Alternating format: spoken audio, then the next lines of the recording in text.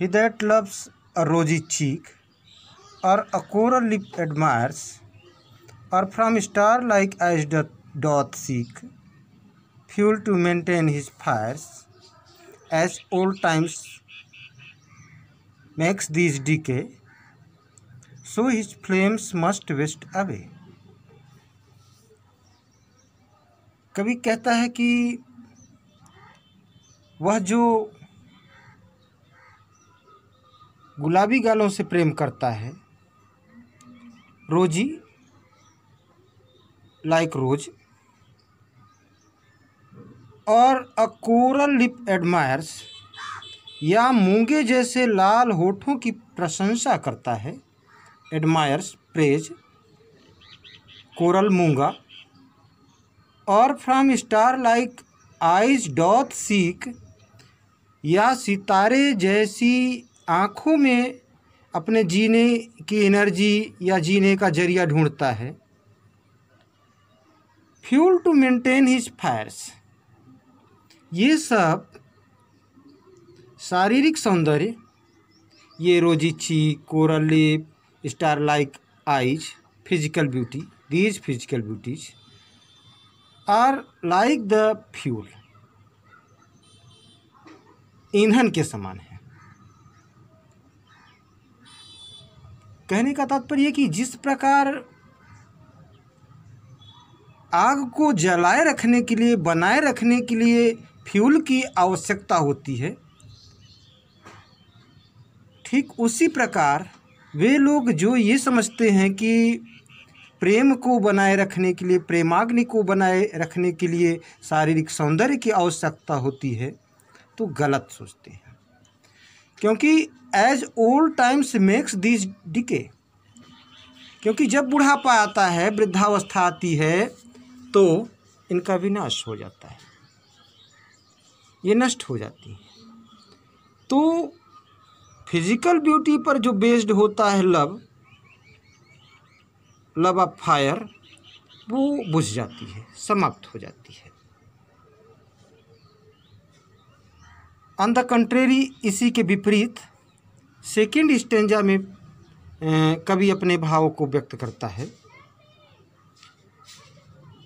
Gentle thoughts and calm desires, hearts with equal love combined, kindle never dying fires, where these are not I despise, lovely cheeks or lips or eyes.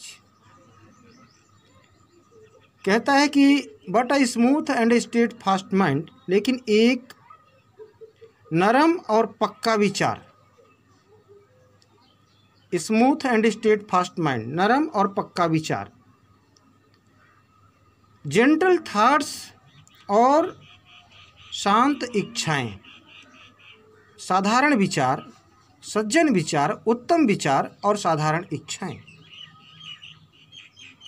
Hearts with equal love combined, तो मतलब पक्का विचार, शांत इच्छाएं, इच्छाओं वाला एक ऐसा दिल जिसमें समान रूप से प्यार भरा हुआ हो, तो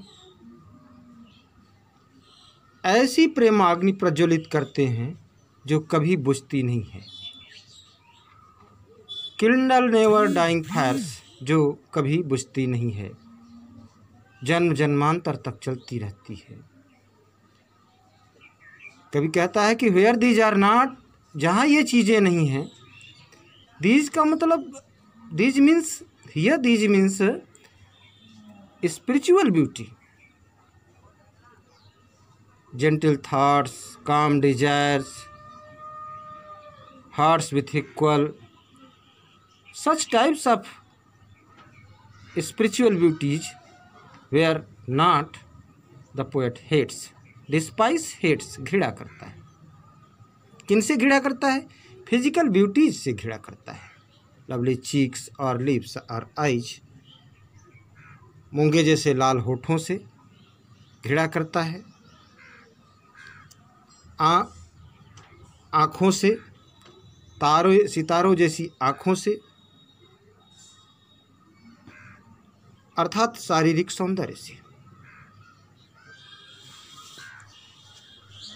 The poet praises the beauty of character. The poet praises the beauty, spiritual beauty. Physical beauty becomes less as time passes. Love based on physical beauty is short-lived. On the other hand,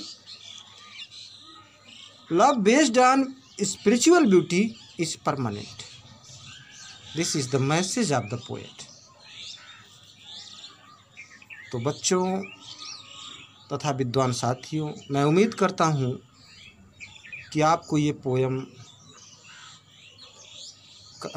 समझ में आ गई होगी, और अगर आप इससे संतुष्ट होते हैं तो लाइक कीजिए, शेयर कीजिए, और आप अपने अप्रिसिएबल, वैल्यूएबल कमेंट करना ना भूलें। Thank you.